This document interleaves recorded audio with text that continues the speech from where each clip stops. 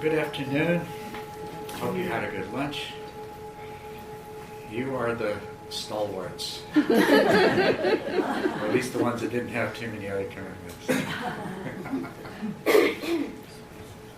We seem to always have a Sunday afternoon attrition.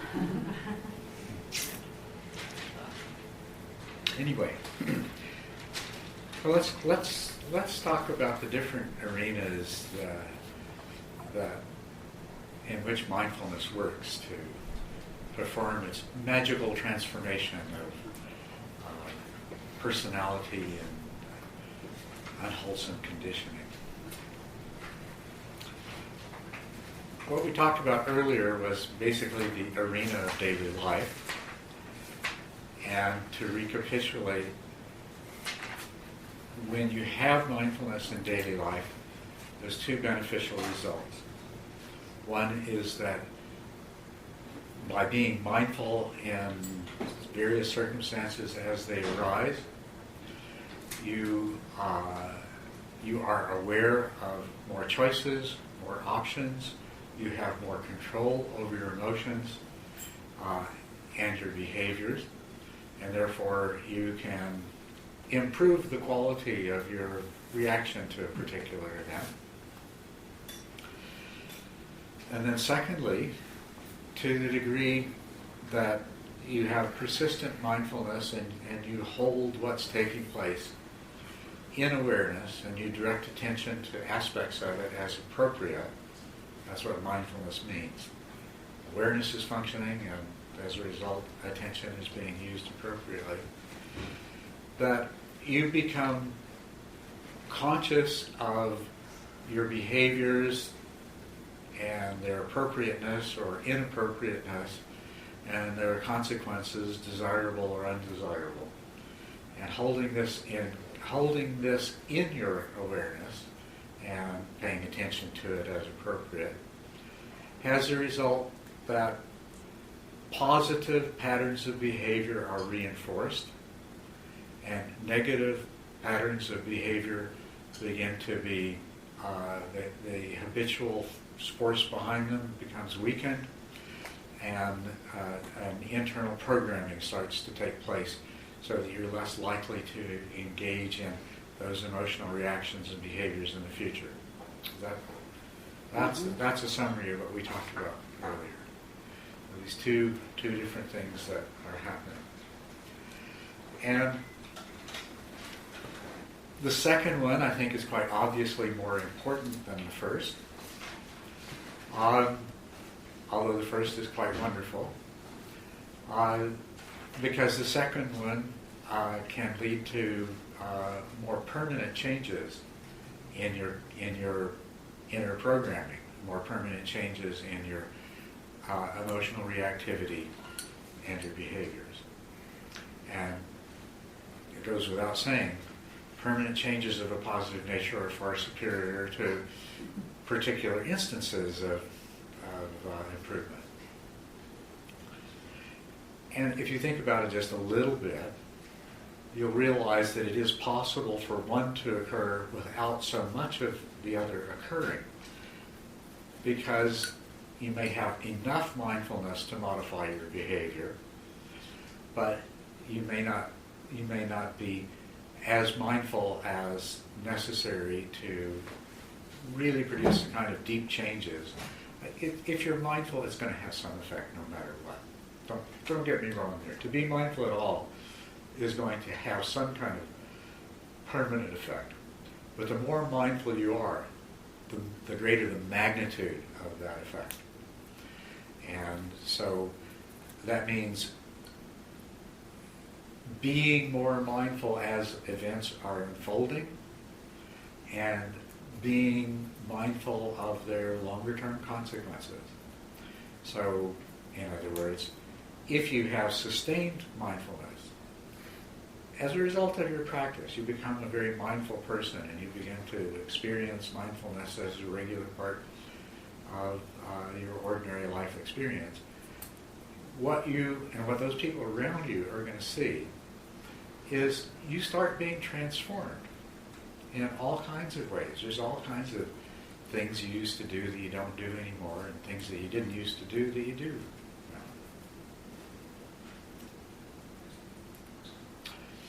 And that's why it seems like mindfulness is magic, because you're just meditating and you're just trying to be mindful as you can in your daily life, and without quite knowing exactly why, you seem to be changing. So that's the one arena. But if you think about it too, in these instances, they only come up when there's a certain kind of trigger. And then, to a large degree, everything that happens is going to be fairly specific to a certain kind of event, a certain kind of situation. After all, the same thing can happen in two different situations, and in one situation, it always pushes one of your buttons. But in other situations, it doesn't.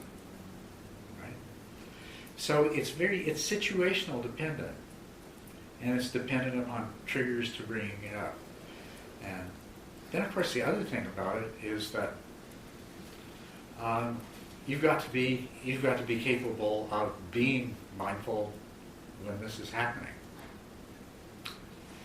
So, to maximize the effectiveness, you have to practice being mindful when it's easy. Because it's hard to be mindful when some really disturbing event comes. When some major button of yours is pushed, it gets to be really hard to stay mindful. As a matter of fact, most of the time you're not even going to remember that you should have been mindful until way after things have happened. So to have this kind of benefit take place, you need to practice mindfulness as much as possible when it's easy to. So practice mindfulness when it's easy. Practice mindfulness in meditation and practice mindfulness off the cushion when it's easy. And then you'll have the ability to practice mindfulness when it really counts. So, we were talking about making salad and making sandwiches earlier. We do similar kinds of things all the time, relatively automatic. And for sure, anytime you're lost in thought about something else, you're not being very mindful. We can take that as absolutely a given. So the very first step in being mindful in daily life is, to train yourself to be mindful in daily life, is to try, whenever you're making a salad or sandwiches or driving a car or things like that, to remember to just be really present and not get lost in all of your thoughts and fantasies. And what you'll probably find is that at first this is giving up something that you're very attached to for a variety of reasons. We tend to think the present is boring and that our imaginations and fantasies and projections and memories are more interesting. And you have to get past that perception to be able to be in the present enough to discover that it's not really true. And the other thing is that you will probably find you have this sense that, well, I'm doing important stuff when I'm thinking about these other things. Yeah. The stuff that I'm thinking about when I make salad it's stuff that has to be thought about. You say that's not true? It's important. Well, what you will discover as you begin practicing mindfulness and you encounter this urge to think about those things, and if rather than just allowing yourself to get lost in those, you just mindfully observe these thoughts coming up and are aware of what they're about and what their nature is, you'll begin to realize that I've already thought about this a dozen times. Thinking about it one more time isn't going to make any difference. Or you find you're worrying about something that might happen, but based on past experience, it isn't going to.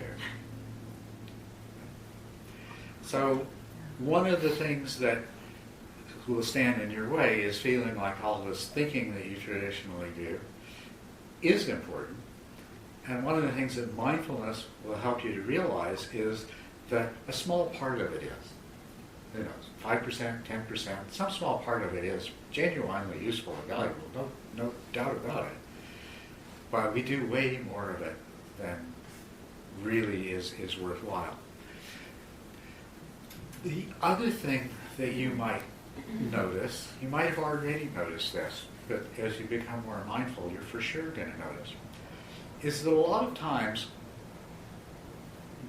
let's call them solutions to the problems, but it encompasses more than that. But a lot of times the solutions to the problems emerge into consciousness when you're not thinking about it, when you're not mulling it over. And what this reveals to you is that those unconscious parts of your mind keep working on the problems or the plans or the situations, even when you're doing something, even when they're not conscious of it all, and you're doing something else. Now, I've discovered something really interesting about this. Trying to write this book that I'm working on, really have trouble trying to express something. I know exactly what I want to say. I write it out. It takes a 2-page paragraph with 14-line sentences, lots of adjectives and thousands of prepositions. And then the fellow I'm working with edits it down to a phrase that he tacks on at the end of another sentence. And I look at it and I start rearranging things and trying to figure out how on earth am I going to say what I want in a way that anybody's going to be able to read. And at a certain point I realize, okay, time to do something else. Go work on a different page, go for a walk, something else. And then I'll come back and, oh, well, yeah, I can see how that. Why didn't I see that right away? Neil, I'm sure you've already experienced that to some degree. But the whole point is we waste a lot of our conscious capacity on things that our unconscious faculties are ultimately best suited to take care of. And, we can reduce the amount of time that we entertain those things to just enough to meet the needs more efficiently. That means that a lot of times when you're making sandwiches, you don't really need to think about anything else. Or when you're driving a car, or when you're walking to the photocopier, or, I don't know what you do in your life, but you can think of 1,000 instances. These are opportunities to practice mindfulness, and the first step is to just come into the present, not let those thoughts carry you away. And, of course, the physical sensations that are arising and passing away, microsecond by microsecond, are in the present. Your body, physical sensations, it is the quickest, most certain way to bring yourself into the present. Right? So, if you're making the salad, just totally get into the feel of the tomato and the feel of the knife and the movements and so on and so forth. But that's just, all that's really done is gotten you out of la-la land into the present. So the next thing to do then is to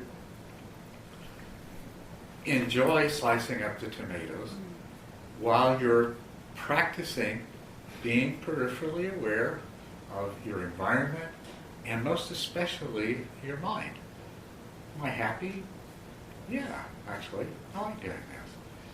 You see, that seems like such a simple, obvious thing, but it's an exercise of introspective awareness. There's turn the tomato over and it's got this ugly soft spot. Ooh, I just felt a twinge of annoyance there. Like if the grocer was here, I would have had a word with him. That's introspective awareness. There are, your life is filled with continuous series of events to which your mind is responding. And as you start to discover this, the present isn't so boring after all. It's very interesting. And it's really easy to practice mindfulness when you're making salad or when you're eating a meal. Feel the weight of the spoon. You taste, you chew, you swallow. You notice the reactions of your mind. You notice the reactions of your body. You practice being fully present using all of your conscious faculties in those easy situations. And it's doing it in those easy situations that's going to make it possible to do it in the more difficult. Okay. That is not going to solve all your problems, though. Because you'll probably die before you've sufficiently corrected for all the kind of habitual conditioned responses that make your life less than ideally perfect. So that's where we come to the second arena, which is a very powerful one, which is meditation. Because in meditation, there's a particular stage you get to, and states of meditation that you'll experience from time to time, whatever stage you're at, where the mind is very clear, it's very calm, and things begin to arise out of the subconscious into conscious awareness. And this, initially you'll find a lot of trivial so what stuff coming up. But when you have sufficient mental calm for trivial stuff to come up, if you ignore it, more significant stuff starts to come up. And you'll have mundane insights. If you study the Dharma, you'll have mundane insights into what some Dharma issue really means. And there'll be a really big temptation to stop following your breath or whatever practice you're doing and, let me think about this one. Wonderful insight. That's because your mind is functioning very clearly. And you're allowing the subconscious part of your mind has been trying to sort out the real meaning of this particular Dharma issue for a long time.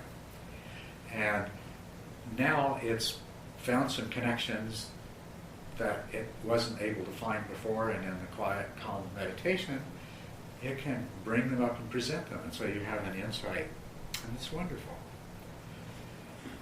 But that's not the right place for that to be going on. What I'm really doing right now is I'm describing the state of mind where stuff comes up from the unconscious. It just kind of pops up and makes itself known. This is the state of mind where some wonderful work can happen. This state of mind provides an opportunity for some of your deep unconscious conditioning and the past events and the associated emotions and things like that to start coming up. Very often, it'll first begin to come up as emotions that you won't even know why you're feeling. You feel anxiety, or you feel sad, or you feel fear, but you don't know why. There's no reason at all. No, nothing that you're aware of. If you are just with those emotions and let them be there, and let them become as strong as they want to, then having given them that welcome and acceptance will allow whatever it is that's behind those emotions to start to come up. And it'll take two forms. You'll have memories of actual events, or you'll have imaginative visions that, whether you realize it or not, contain the emotional essence of some foundational event in your life that has molded who you are.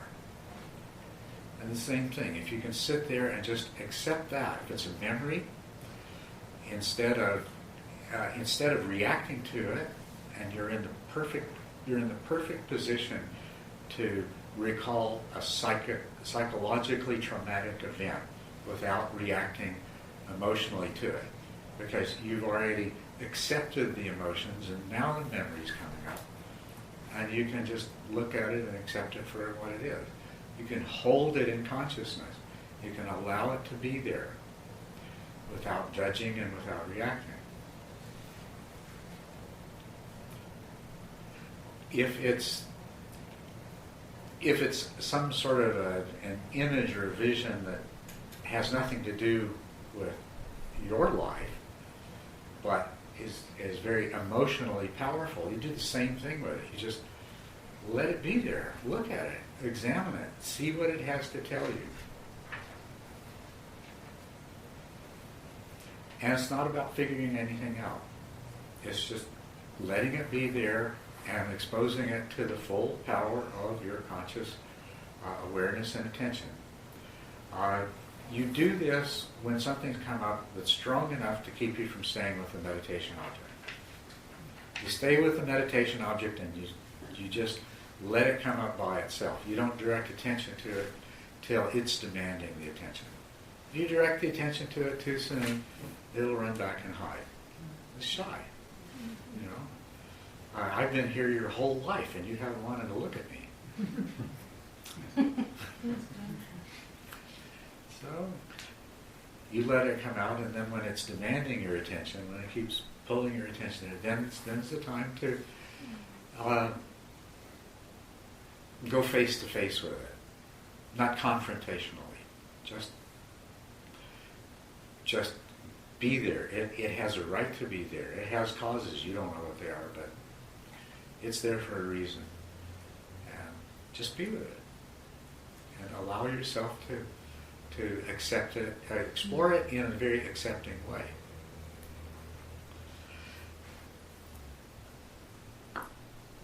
What these things are, whether they're actual memories or whether they're other kinds of images and things like that that have hidden within them something from your past. But they have played an important role in molding your personality and determining not just your reaction to some specific kind of event in some specific situation, but to a whole range of events and situations. So you see, they're coming from a much deeper level than the sort of things that come up in daily life. And all you have to do is let them be there. And some of them may have to come back a few times. And a lot of times it is not what you would describe as pleasant. You know, to sit with a feeling of anxiety that you don't know where it comes from for a while isn't pleasant. But it's definitely, you can do it, and it's not that hard to do, especially if you're in a meditative state, you're calm, you're peaceful. The important thing is an emotion is there, but you're comfortable, you're happy, you're safe, you know. So I can let this emotion be here. I don't have to react against it. I can just let it be here. It might not be pleasant, but it's not intolerable. And the same thing when the memories and the images come up. You are aware that, you know, hey, you know, I'm sitting here, I'm comfortable, I'm safe. That was a long time ago. I haven't thought of that in years. The person that did that to me, dead and gone. So I can let this be here. I can, you know, I can look at it. I can be objective, non-judgmental, non-reactive. Those are all words you've heard in connection with mindfulness practice. Okay? What holding this in consciousness does is it communicates to those deep subconscious parts of your psyche very important information. It communicates precisely those things that you are aware of. So if you're aware that you're not threatened by something that happened in the past, that's communicating. If you are aware that the circumstances in which that happened no longer exist, that's communicating. If you are aware that the 7-year-old child they happen to doesn't exist anymore, you're a 42-year-old adult or whatever it is. If you're aware of that, that gets communicated. And that changes those things that have been there in the background, affecting and altering your behaviors for all of these many years. And it has a very widespread impact on your mind and on your behavior. It's not, as I say, it's not like it's limited to a specific kind of response to a specific kind of situation. These are those deep formative things. If you've been a person who tends to have low self-esteem, your low self-esteem came from somewhere, but it's manifesting in 1,000 different ways.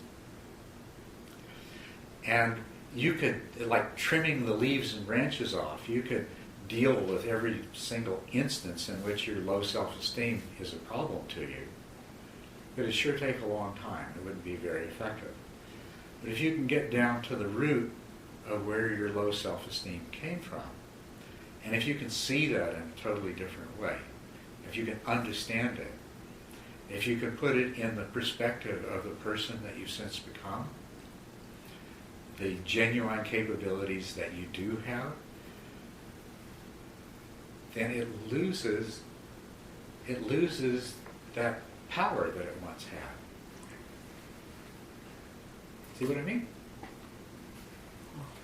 This is called purification of the mind in the traditional Buddhist literature. In meditation, you go through a process of purification. It often involves unpleasant emotions and unpleasant memories and unpleasant visions. But if you approach them in the right way, if you don't hide from them, if you don't try to push them away, it allows your mind to become purified of these things once and for all, and to begin a process of deep, intuitive reorganization of how you perceive yourself and how you perceive the world that is going to change the way you are. Now, if anything sounds more like magic than that, I'd like to point out. And this purification of mind actually has to happen as a part of the Dharma process. Because until you've managed to work through these things, there are going to be obstacles to your practice. There are going to be obstacles to your meditation. They're going to stand in the way of insight. So, on the one hand, it's a wonderful way to have some powerful psychotherapy done to you and make your life better. On the other hand, it's an unavoidable part of the process to truly reach the goal that you would like to achieve. You're going to have to do this sooner or later anyway. There's no better place to do it than in meditation. Any comments? Yeah. What would be even more magical for me, for my thinking, would be if by transforming or healing these patterns, if it would have an impact, say, on the family or the community or the society at large. Do you think that does happen? Oh, absolutely. It certainly does. And I've seen it and been told many times how people who have started practicing and have practiced effectively, they change and their relationships improve. The interactions with their family, with the people they work with, they become a kind of person that has much more positive effect on everyone and everything around them. In terms of the impact on society too, one of the things that a lot of people have, you may have grown up in a religious environment that left you with a lot of not especially functional ideas about good and bad, sin and right and wrong, and your self-worth. And culturally, you may have grown up also with attitudes that were basically xenophobic, sexist, racist, so on and so forth. And even if you feel like you've left those behind, they're still affecting you. And they create conflicts. For example, if you grew up in a racist community, you may since have come to the conclusion that everybody deserves to be treated the same. But you still may find it really difficult to be with and interact with people of certain races or colors. And that has ramifications. If we look at society, I'm just kind of dwelling on the racist thing, it's easy, and also I heard a talk last night at Meet Tucson.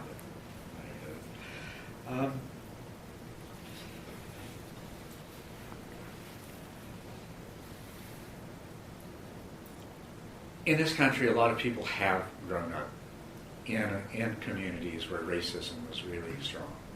And a lot of those people have matured and felt like, to a large degree, they've left that behind. But they still will react to people of certain racist colors in ways, and to news, when there's news about crime and crime rates in certain neighborhoods, without intending to, they're still making some of those racist associations, and they're not seeing things particularly clearly. This can carry over to candidates that they vote for, maybe or maybe not, but for sure it's going to carry over to the kind of small talk they make at coffee break. It has an impact. And there are a lot of people in our society who think they've gotten past their sexist views, but are actually still sustaining a lot of that sexism in society, in the workplace, and in other environments. So these two are some of the things that you get purified of. And absolutely all of them are going to have an impact beyond yourself. I mean, it just goes back to the principle that we're all interconnected.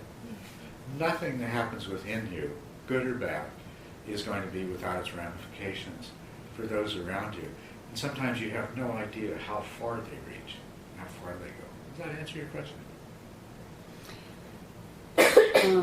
It did, and sort of brought up another one, though. So, just to give an example, so when I was a young child, I was sexually molested. And so I've worked on that through spiritual practices, therapy, to personal work on it. And I think I have purified aspects of my mind related to that. Yet when I look in the world, there is just so many instances of childhood sexual abuse and children being sold into sexual slavery. And so I guess that's the part that I was sort of wondering about in my mind, that for thousands and thousands of years, spiritual practices and meditation practices are being taught, yet there seems to be so much in the world that is still seriously violent toward others. And I'm just wondering, I would, when I said that it would be more magical for me, it would be more magical if these sort of individual or even communal practices really vibrated out into the world in a bigger sense. Well, that's something that, I agree. I'd like to see that happen. And we've talked here a number of times about making some kind of larger change in society.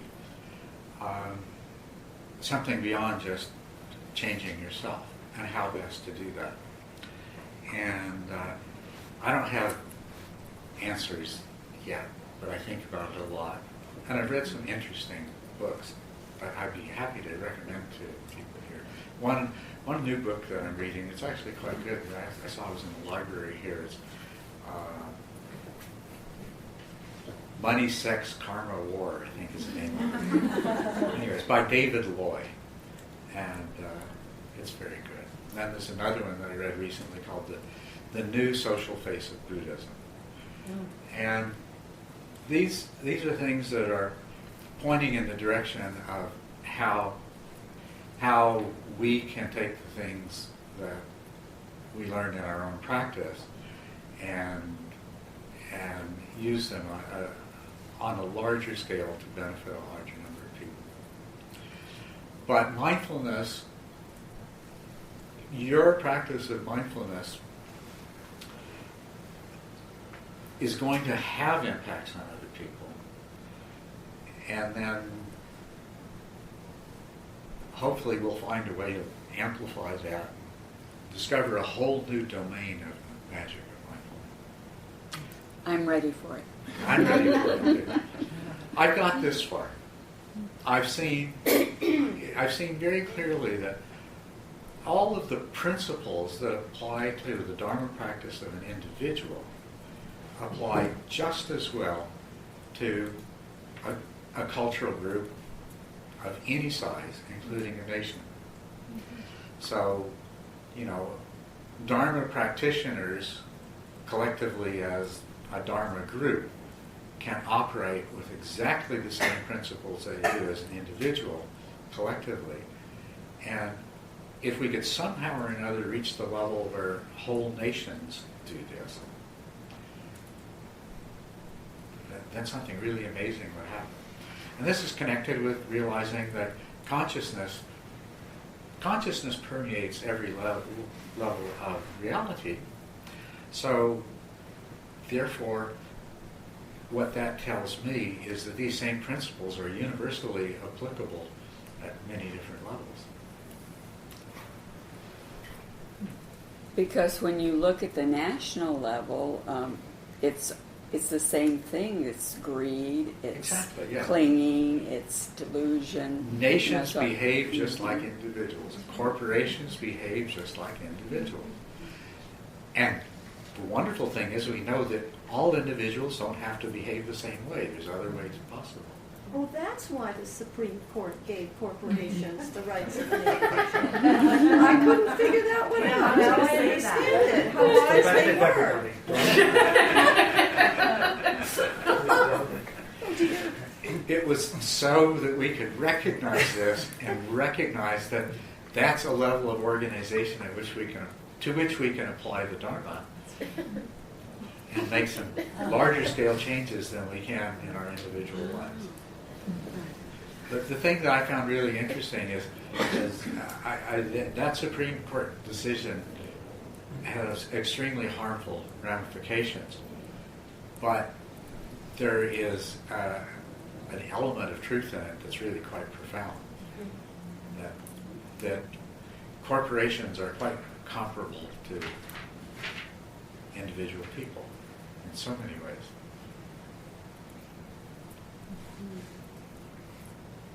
I have a question about you were talking about the purification of the mind and these emotional things that come up, and sometimes you don't really identify them. And I think when we were in Manzanita Village, I think I had a bout of that. But this is something that can continue on in the future. It just keeps happening sometimes. Yeah, it will continue to happen until you've gotten rid of all the stuff you need to get rid of. Mm-hmm. Yeah. I don't know if this is a relevant question, but this purification of the mind, is this something that can take other forms as well outside of meditation? Like, sometimes I feel like I'm going through this purificatory process, and sometimes I have these experiences. But sometimes I'll have a really tough day. It seems like everything goes wrong, and and things are breaking, and someone yells at me, and it seems like there are all these, almost like, in Tibetan Buddhism they talk about ripening a negative karma and how it ripens on you in many different ways. If you're purifying, that it might ripen in a bad dream, or you might have an accident, you'll be fine. So is this, would you say that this is also part of the purificatory process? Or? It is. There is some overlap between the purification that happens in meditation and the purification that happens in daily life. Both of them involve you becoming consciously aware of buried conditioning that is influencing you. And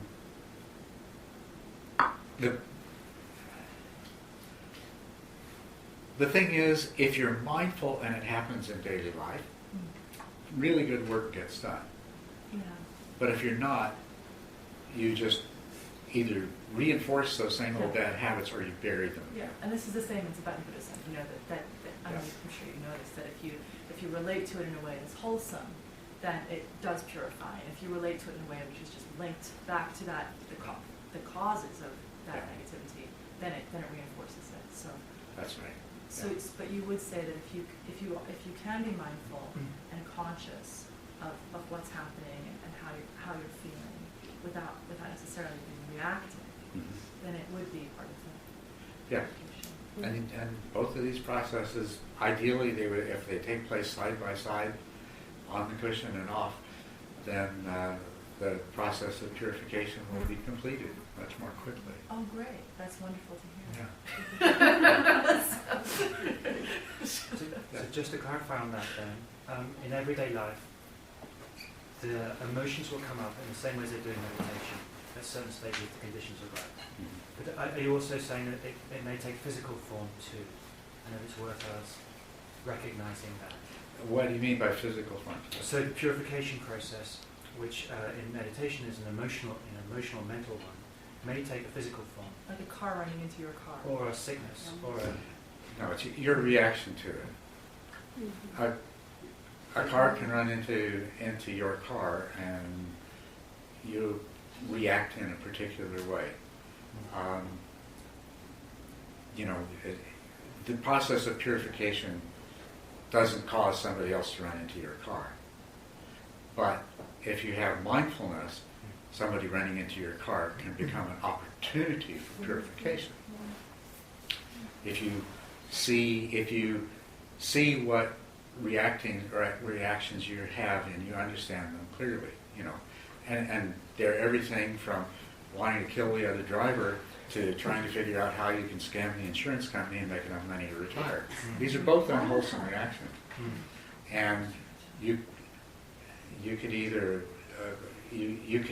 react totally out of your past conditioning, totally out of your karma, and beat up the other driver or scam the insurance company, which is just going to reinforce the same karma that caused you to feel like reacting that way in the first place. Or with mindfulness, you can recognize it. You can see that it's inappropriate in terms of your genuine goals and purposes, and then it becomes an opportunity for purification. But in no way can your karma cause somebody else to drive into you. Yeah, that wasn't going to be my example because that gets complicated. My example was more going to be a headache or some kind of illness. Okay. Certainly in that case, that your mind can have a much greater effect on your body. And as a matter of fact, a headache in meditation or out of meditation, either one, is sometimes a manifestation of some inner conflict that you're not aware of exactly the kind of nature that we're talking about. So you can either treat the headache and wish it was going away, or be open to the possibility that the cause of the headache is going to reveal itself and you can deal with it in a totally different way.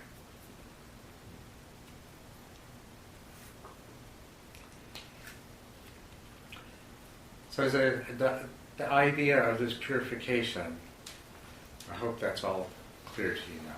But let me just summarize it. We go around with a massive amount of unconscious conditioning that predisposes us to react and behave in particular ways. Right? And a lot of the time, the way we react is not wholesome and not good for us.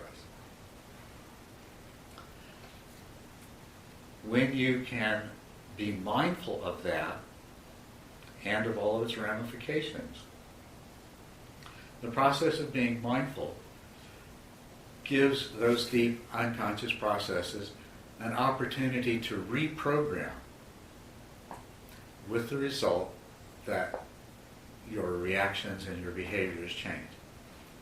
That's the summary right there. Right? Got it? Pretty clear, pretty simple. Now, this is actually what Dharma is about. Now, one person is prone to violence due to their conditioning, and another person is prone to insecurity, maybe even being a victim due to their conditioning. All of our acquired conditioning, which is what we've been talking about so far, is highly individualistic. It's different for every one of us. For any one of us, it causes us to see things in a particular way and react to them in a particular way. But it's more or less unique to us. More or less, there's other people like us that also perceive things in the same way for the same reason and react to them in the same way for the same reason. But it's an acquired conditioning. But in the same way that that conditioning causes us to perceive things in a particular way and react in a particular way, there is an innate predisposition that we have to see things in a particular way and to react to them in a particular way. And that's what the Dharma is about. And that's the ultimate magic of mindfulness, is that exactly the same process applies there. The innate predisposition that we all have is to fabricate an ego self and cling to that as me and mine. And we also have this inherent sense that we are a separate, single, enduring entity. And of course, these two things are often quite mixed up with each other. And we also have a predisposition to assume that the way we perceive things is the way they really are. Even though over and over again we find out that different people see things differently, it doesn't really shake that deep intuitive conviction that, well, things are pretty much, I have an accurate view of reality. And it's amazing how many times we can realize that we were mistaken and still assume that we're right next time. Yeah? This sort of I guess, a moral from a Western or feminine viewpoint, but I'm in, the general question would be like, what is true? And then the specific question is, I've heard a Buddhist teacher say that even if a husband is battering a wife and there are these terrible things, that the woman should stay in the relationship because she should deepen her perception about how she's seeing what's going on and develop compassion. That's true. No, that's true. It's a very famous teacher, and he said it very publicly and then taken to task. So I don't want to, but I'm just wondering. I mean, as if you would comment on that. I mean, because I wonder what truth is. Like when people get divorced, or they put their children up for adoption, or they, you make these decisions that alter lives that could be perceived as reaction or cruel, or what is the truth? When you're applying these to knowing that if we dig deeper, we'll see we're reacting to something. I mean, I know that kind of know that, hear that, that there's something underneath that is nothing underneath it, but when you're leading daily life, and those things happen, maybe just even for you, like what you would say about that. Well, I'd say something very different about that particular situation.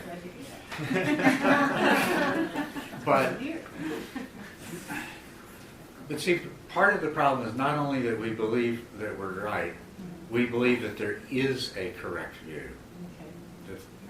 And we believe it's accessible to us. And even if we become convinced that it's not accessible to us, which rarely happens, but occasionally somebody, will come to the conclusion that, well, I'll never understand the way things really are. But they still believe there is a way things really are. And that is this very inherent predisposition that we have. There is a way things are. It is accessible. And most of the time we assume that we've nailed it. We know how things are. So these are our perception. Our perception is that we are a self that we think we are in a world of other things which have their own kind of independent reality, which we have a pretty good idea of what that is. So that's the perception that we have due to inherent predispositions. And it's not true. But associated with that is we also react in a particular way. We react through craving, through desire and aversion. Because we have the same thing. We have an innate conditioning that leads us to do that. So in the same way that your acquired conditioning can be overcome by holding a more accurate perception in consciousness. That's what I was talking about earlier. You apply mindfulness and the result is you're perceiving things in a better way. And we won't slip into saying perceiving things exactly the way they really are, because that's the deeper problem. But we perceive things in a much more realistic way than the unconscious conditioning has in the past. If mindfulness can hold in consciousness a more realistic perception of reality than the innate perception that we have due to our inherent rather than acquired tendencies, then the mind will reprogram at this very deepest, most fundamental of all levels. And our intuitive perception of reality changes as a result. That's the work of the Dharma. You follow me here? So, mindfulness is a crucial tool. But you need to have an experience that you can hold in consciousness that is an improvement upon the one that's driving your deep intuitive perception. Right? So mindfulness by itself won't do that. It requires a combination of other things. And that's why, if you're familiar with the Buddha's Eightfold Path, it wasn't mindfulness, mindfulness, mindfulness, mindfulness. Mindfulness, mindfulness, and mindfulness.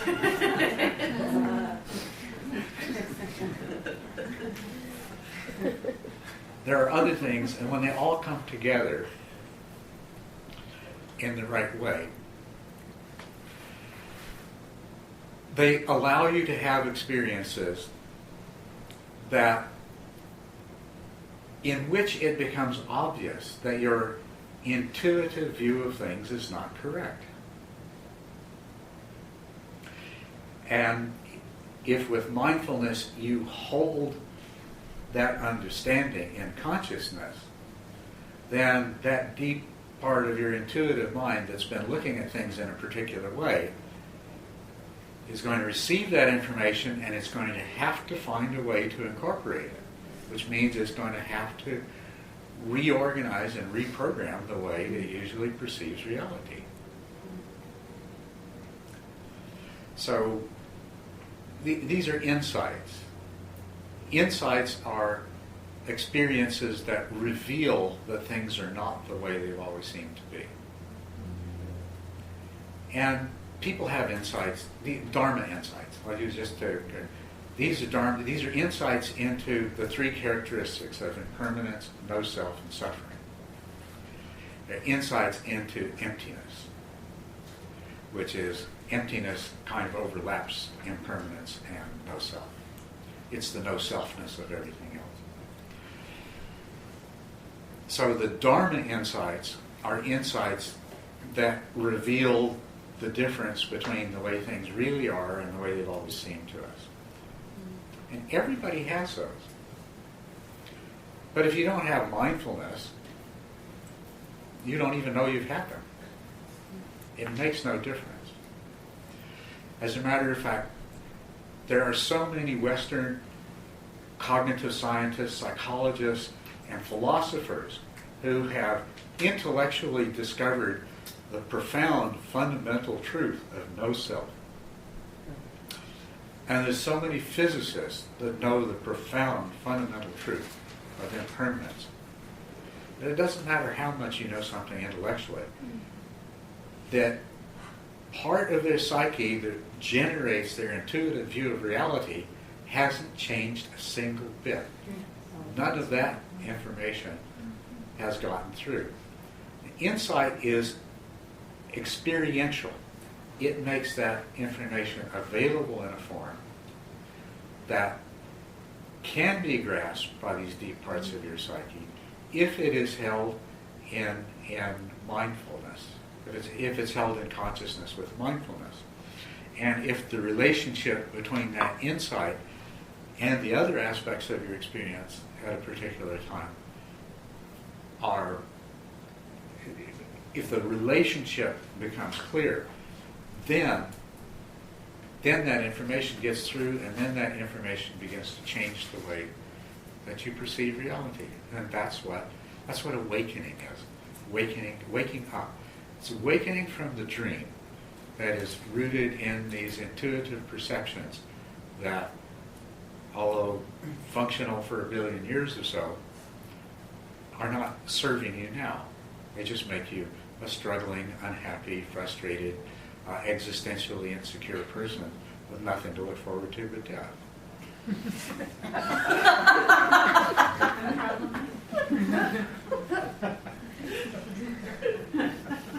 It's interesting you've been using the word intuitive, because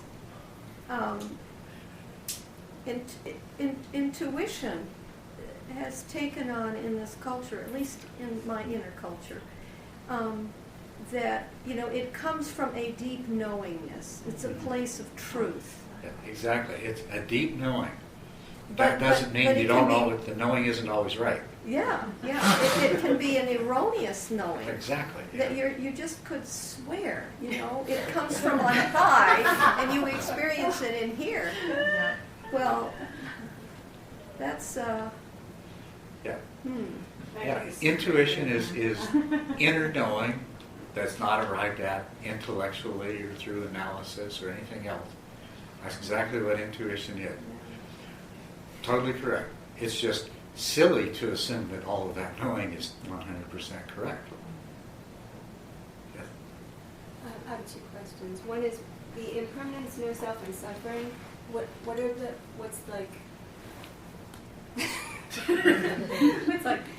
No, but did you call it something? Is that like a concept or a precept or a thingamajig? Oh, those are called the 3 characteristics. Thank you. The tilakana. T means 3, lakana characteristics. What are they? Please say it again. Impermanence, no self, suffering. Impermanence, no self, and suffering. Yeah.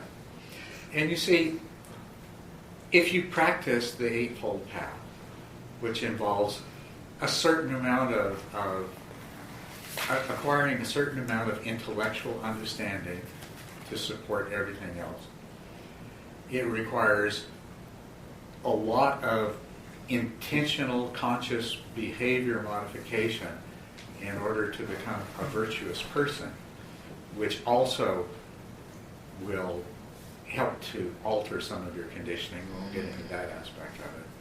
And then there's the meditation part of it. And the meditation process will make you far more prone to having experiences that reveal the truth. So, and the one that is often very easily arrived at is impermanence, which is really not a good translation, because it's not that things are impermanent, it's that there are no things. There's only flux, there's only process. Thingness is something that's projected by the mind on a chunk of process that's totally inseparable from the whole, and which is entirely in flux. There's no thingness in it. But in meditation, there are a variety of experiences that will reveal that your intuitive perception of things that, while they may pass away, seem to be enduring for periods of time. That's really not what they are. And that's if you refine attentional stability, and if you refine the conscious power of your mind and you're practicing meditation, in the process of watching your breath, there's several different kinds of experiences that will arise that will reveal to you that there are no things, there's only flux. Likewise, just while watching your breath, there will be experiences where you'll catch the mind in the act of constructing reality out of this flux. And when that happens, then what's revealed is emptiness, that things are not what they appear, they are only what our mind projects them as being. And in the course of meditation, there will be a large variety of different kinds of experiences that keep pointing towards the fact that there isn't one of me. There's no permanence or enduring quality to me. And that indeed there is an interconnectedness that completely transcends all of this illusion of separateness. When that information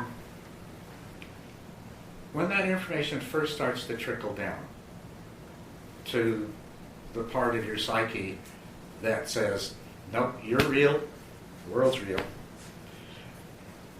it doesn't fit. And it's very disturbing. If this is the only thing that's happened, then you will discover the third characteristic. You will have insight into suffering.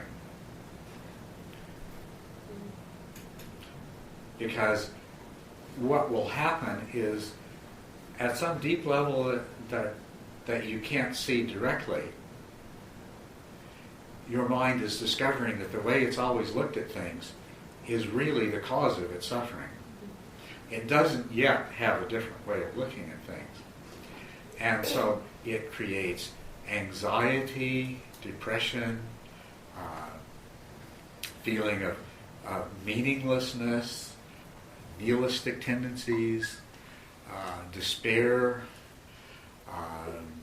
Your whole life seems meaningless, pointless, things like that. That's one way that you can have, that's one way that this can unfold. But the way that I try to teach people is one in which you'll get really solid with the idea that the self is not real first. then when you realize the impermanence of things, it's not so traumatic. The other thing is if you practice in such a way that over and over again you've discovered that my suffering is coming from inside, my joy is coming from inside, I can experience joy, I can experience happiness independently of the world, then deep down inside, when part of you starts to discover that the world just ain't what you thought it was, you don't mind as much. It doesn't bother you. It's like, oh, yeah, okay, well, I guess I just won't cling to things the way I used to. See? But these experiences that arise in meditation produce the insights. The insights are the realization that things aren't permanent the way they appear to be. Things aren't things the way they appear to be. That I'm not the self that I appear to be. And of course, that suffering comes from clinging to these illusions.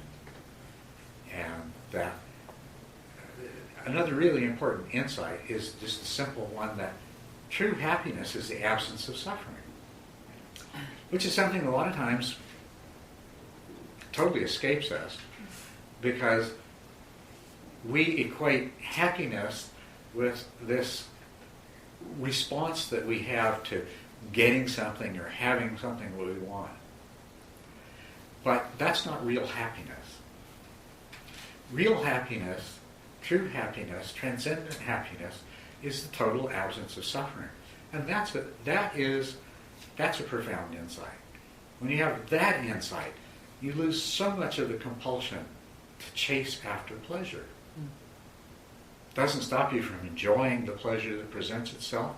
As a matter of fact, you can enjoy it much more totally because you're not going to be clinging to it. You're not going to be suffering from the knowledge that it's not going to last and you can't hold on to it. You're just going to be with it when it's there. Pleasure comes, wow, that's great. Pleasure goes, well.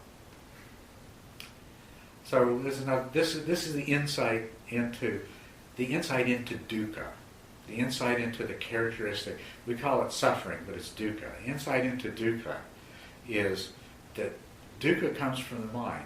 Dukkha comes from clinging to illusions. And that true happiness is the absence of dukkha. So when you have these insights, if you hold them in consciousness, then they will change the way your mind works at the deepest level. And as with the other, when we talked about the other mindfulness experiences changing acquired conditioning, it is magic, but it's not the kind of one shot of magic that all I have to do is see once that getting mad at my life makes me miserable and I'll never do it again. It takes a little while for all the pieces to come together and for it to filter down and to reprogram sufficiently to make a permanent change in the way I see things and the way I behave. And the same thing is true of these other these insights. You may have the impression, for years I had the impression, that insight and awakening was going to be this, lightning bolt experience, that in an instant there's total transformation, that you're going to see the truth and in that moment be changed forever. You can have experiences that make really big changes, but it's a process and it's cumulative and it takes time. It takes a variety of different experiences to put enough information together to allow your psyche to reprogram appropriately. And there's you need to convince yourself. So if you have an experience in meditation where you catch the mind in the act of projecting reality, so you've seen emptiness, what you're going to have to do with that is you're going to have to see that it's really true over and over again in all kinds of other ways. Then it's going to make the change. Then it's going to render a transformation, a permanent transformation. So there is some point, and you may or may not know when it is, but there is some point where the old way of viewing things becomes the new way of viewing things. And that's the point where the worldling becomes a noble one. You've achieved the first stage of enlightenment when that happens.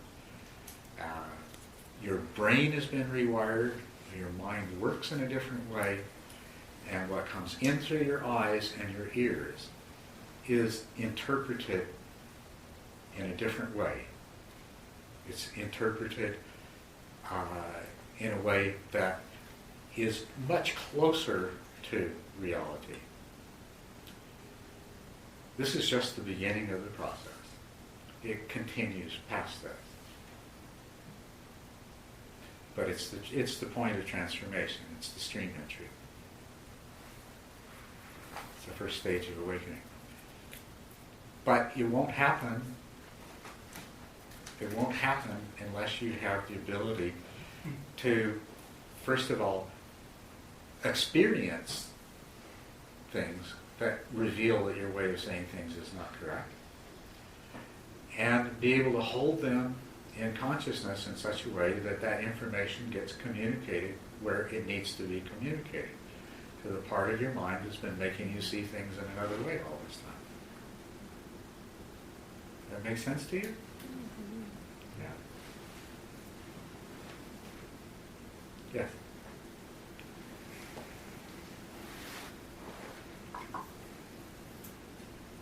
I'm having a hard time with there's some conflict with two different ideas.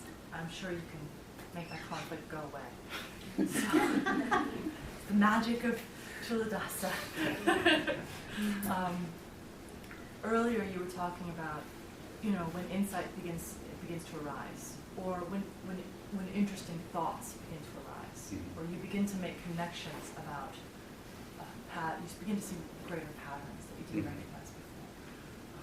And it seemed as though you were saying those are not to be held in conscious awareness, or they're not to be entertained in any way. In fact, they're like, I got the impression that you were saying those are like a distraction.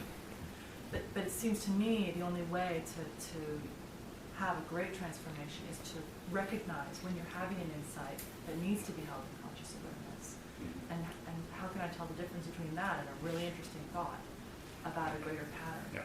Yeah. What I was talking about earlier, as the insights I was talking about earlier, are mundane insights, intellectual insights. They may have great ramifications and be very valuable to you. And they are worth holding in consciousness, but they are distractions from the past things. Okay? So, two questions here. What to do with that kind of insight, and how to tell the difference between that and the insights that you don't want to delay a second in holding. Okay.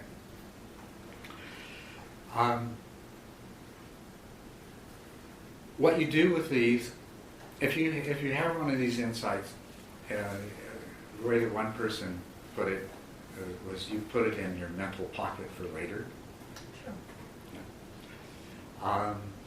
And it doesn't hurt to take a minute or two, however long it takes, to say, okay, this is what I'm going to think about later, and fix it in your mind so that you're not going to lose it, so that later on you're going to say, I know I had a good idea, but I don't know what it was. Yeah, so there's nothing wrong with taking the time to do that. It's a really good idea. And then there's a kind of meditation, analytical meditation, where you can take this thought and you can hold it, you can work with it, you can see how it connects with everything else. And that's the right thing to do with it. As far as the practice that caused it to come up, though, it's a distraction. So to take more than just enough time to make sure that you have it safely in your pocket for later is not such a good idea. I mean, it's not a terrible idea if you spent the rest of your meditation analyzing this wonderful idea. It's not a disaster. But what's going to happen is the next day when you sit down, you'll have another different wonderful idea. And this will keep happening every time you sit down to meditate.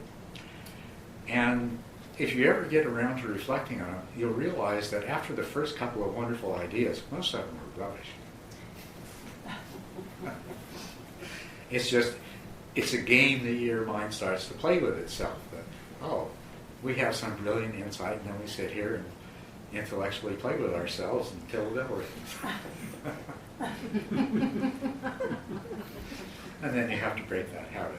So it's not a disaster, but so that's what you do with those kinds of mundane intellectual insights when they come up in meditation is don't let them take you away from the practice that allowed them to come up in the first place. And more of them will come, but if you don't indulge in them, the ones that come in the future will also probably be valuable insights as well. Your mind won't start engaging in silliness. So that's what you do with those. How do you tell the difference? Well, part of how you tell the difference is, of the three components of the Eightfold Path, there's wisdom, virtue, and meditation. The wisdom part is, you know what you're looking for. So you know that you know about impermanence, permanence. You know about no self. You know about emptiness. You know that suffering is the result of attachment and it's actually produced by the mind. And so then when you have an insight that is offering you a direct experience that reveals that, it'll be, you'll say, aha, yes, and you'll know. And you'll know this is something that you want to hold in your consciousness as much as you can. And most especially, you don't want to lose it. You want to keep it there, and when you get up from the cushion, see, it's true. Yes, it's true. Yes, this reveals it's true too. Because that's doing a really important part of the work. Okay. So it seems like what you are saying is it's important to build an intellectual, conceptual framework in which you can place these realizations, or whatever different types of realizations they are. Because I'm just making an assumption, but I'm trying to get to that. See, one of the things that does confuse me is that different societies and different religions, and even within one religion, different traditions, and maybe even within one tradition, different people have these experiences. Yeah. I don't know necessarily how strong they are, how deep they are, but and sometimes people give them the same name with these different experiences of reality they've had, and yet they come up with different conclusions and different ideas about how reality works based on those experiences. Different belief structures. And so it seems that if you have an experience, even though it's direct and comes up from unconscious and it's not conditioned by the ignorance that you have going on, it still seems that it gets influenced by your background and your past and your culture and stuff, and your belief system. That's absolutely true. It does. So what you're saying is that you have a genuine experience, but you're going to interpret it on the basis of the intellectual framework that you have acquired, which is going to be a reflection of whatever tradition or religion or culture that you have been studying within. That's absolutely true. Right.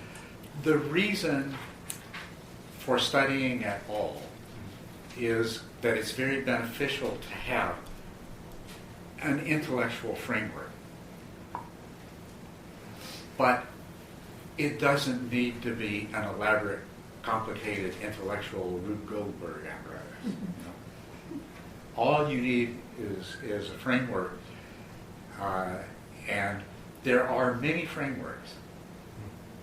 And so you start having these kinds of experiences, you'll interpret them according to whether you're practicing Kabbalism, or whether you're a Christian mystic, or whether you're a Sufi, or whether you're a Taoist, or whether you're a Zen practitioner, or whether you're Tibetan.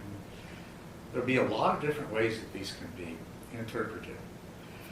What's important is that you have a valid intellectual framework, and that you don't start making the mistake that the intellectual framework is reality. These are the two key things. You want a framework, and there are different frameworks, and the frameworks that have survived obviously have some validity, otherwise they wouldn't have survived. But just the fact that there are different frameworks, there obviously were, tells you that there's a lot of this stuff that, you know, it would be a real mistake to attach to as being truth. That's all a framework is. It's something you can hang an experience on to see how it relates to other things, to fit it into a perspective. And the very unfortunate thing is that in every spiritual tradition, there are smart people who have become totally infatuated with the intellectual framework. And they've created super complex things out of that. And those things are not going to help you. The skeleton way down deep underneath it all that's the part that you need. And if you try to bring all this other stuff, all this other philosophy and intellectual analysis and everything else to it, then you're running the risk of losing track of what the experience you had to offer. So, see, my feeling is that of all the different religions in the world, they're all approaching the same truth. They're all going up the same mountain, and it has only one peak. But the farther down the mountain you are, the farther apart you are from everybody else. And the higher up you are, the closer together everyone is, as you're approaching that summit. So,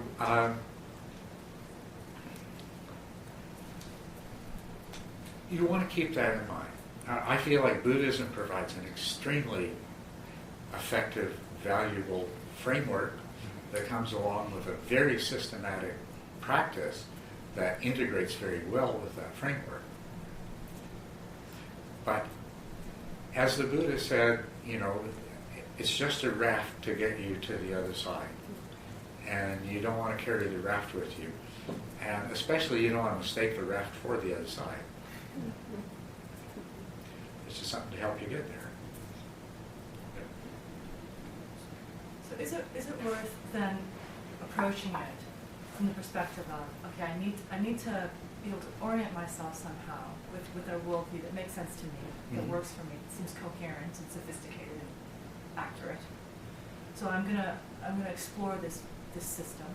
At the same time, I'm going to start to build my practice, you know, to try to understand what reality is, or experience. Yes. And then, so then perhaps the more sophisticated aspect, or the more kind of complex aspects of worldview, like people get into these really out there discussions about the details of emptiness.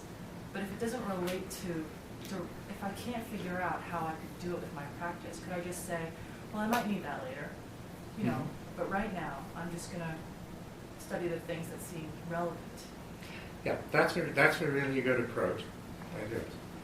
And another really good approach, pretty much the way I approach things, is I would learn stuff, and it would be there, and I'd say, okay, that's good. I know that's there, and sounds interesting. And I would practice, and then as a result of my practice, I would know what that stuff was really talking about. Yeah. And I'd go back and look at it, and what I discovered over and over again is at least half, if not more, of the things that were said about that stuff were obviously said by people who didn't know what they were talking about.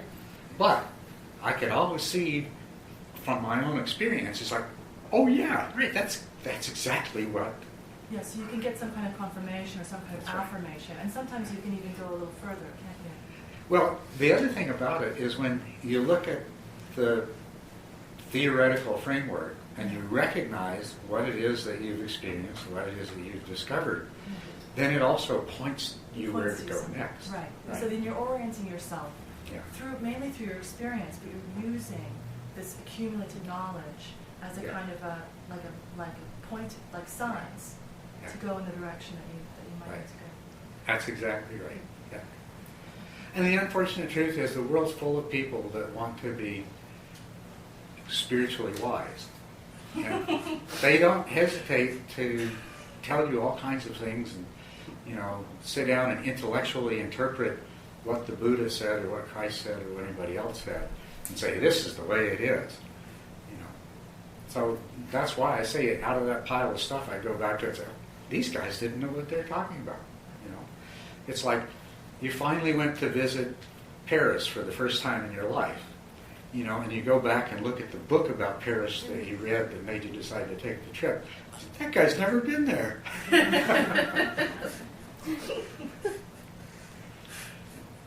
Or he just didn't go, he didn't see the Paris he saw.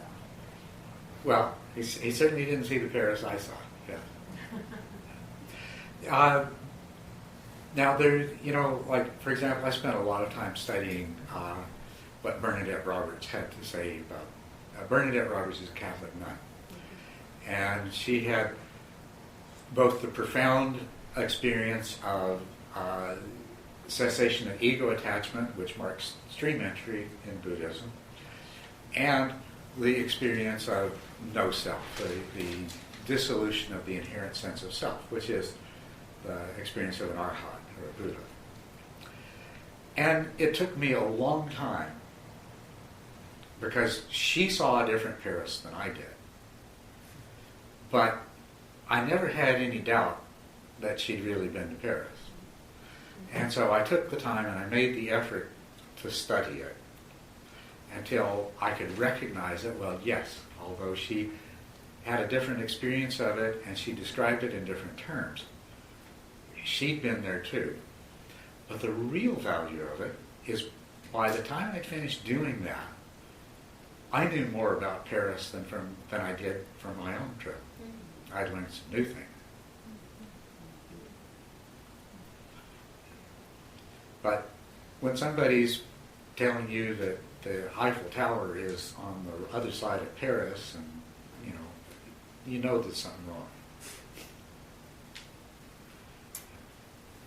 So I'm going to apologize in advance for having not really fully thought this through yet, because I can tell I'm at the beginning of a process, but it's pulling at me, so I'm just going to give some voice to it.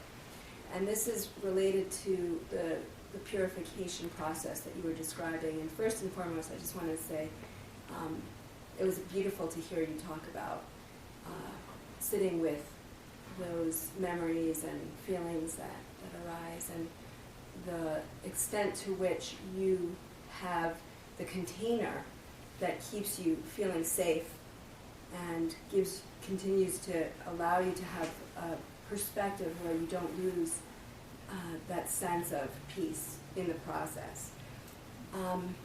But what I'm aware of too is that, as a psychologist, that depending on the age at which some wounds occurred, for some people to kind of remember or re-experience is to literally disintegrate themselves to the point where they don't really have a container to process what you were describing. And I think traditionally, certainly in Western psychology, but correct me if this is not true, but my sense is even in the Buddhist tradition, often the teacher was, in a sense, like a person's therapist, in that there wasn't this idea that everyone was meant to do it alone, that You would go off into a cave, you'd have the visions or the experiences, and you'd come back, and in a sense there was a processing that would occur that's not so dissimilar from going to see a therapist when you're dealing with these feelings and experiences that arise.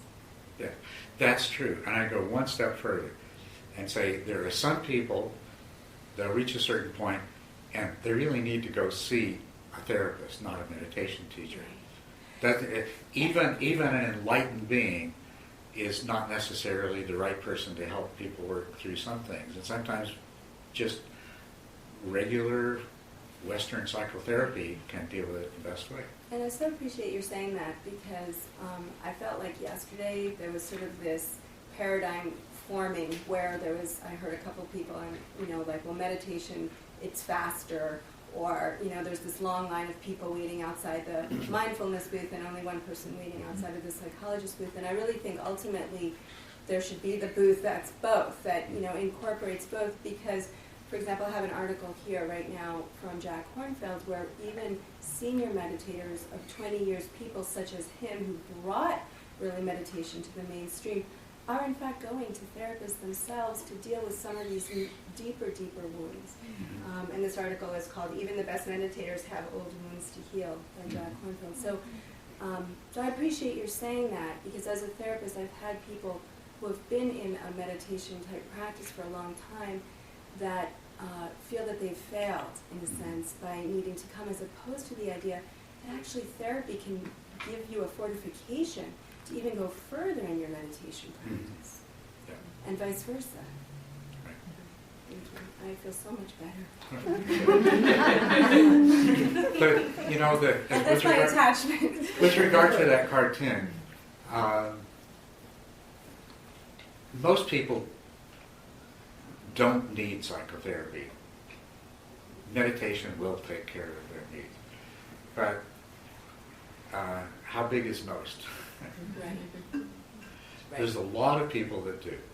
Not only that, having been involved in Dharma and Dharma groups for about 40 years now,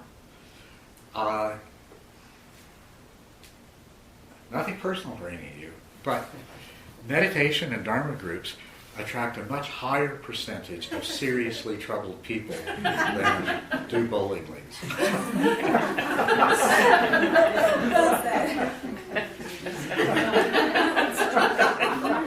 So amongst the population of meditators, there are people with a lot of really serious psychic trauma.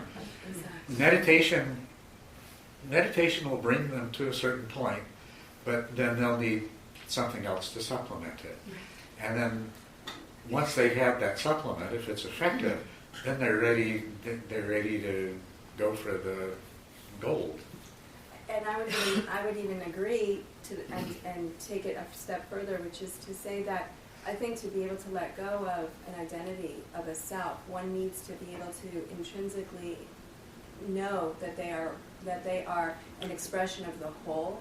Yes, if you exactly. grew up with not even feeling like you were a part of your family and not even a part of the world, how can you let go into that you're just God's ears and nose and eyes to experience the wonder of this manifestation over and over again? Yes. And so that's where I sometimes get a little stressed as well, is the sense of, for some people, all that keeps them together enough to not go to the edge of insanity is the little tiny splinter of what they consider them to be themselves, their self. And to even contemplate taking that away could be disastrous for some people. Right. Another way that I've heard it put is, it's a lot easier to let go of a healthy ego. Exactly. That one needs to understand their conditioned self to know their unconditional self. And people ordinary people, ordinary in the sense of not having had a lot of really severe, disturbing psychological experiences in their life, letting go of self can be extremely traumatic. And there's some meditation paths that basically push people into that situation. That's called dukkha jnanas, the knowledge of suffering. And it comes just as I say, when you start to realize that things aren't the way they appear to be, and what you think you are, you really aren't. If you don't have anything else to fortify you, you can't be healthy enough to go through that without being a terrifying experience, terribly disoriented. So that's why I think there's many practices that prepare a person much better psychologically. The more of this purification that you can do, purifying yourself of your condition, and I think this is basically the same thing that you were saying, the more you can become purified of your acquired conditioning before you get down to trying to purify yourself of your innate conditioning, the easier it's going to be. And the safer. Yeah, the safer. Easier, safer, everything else. And you'll find it's not nearly so traumatic to let go of being a reasonably healthy ego construct.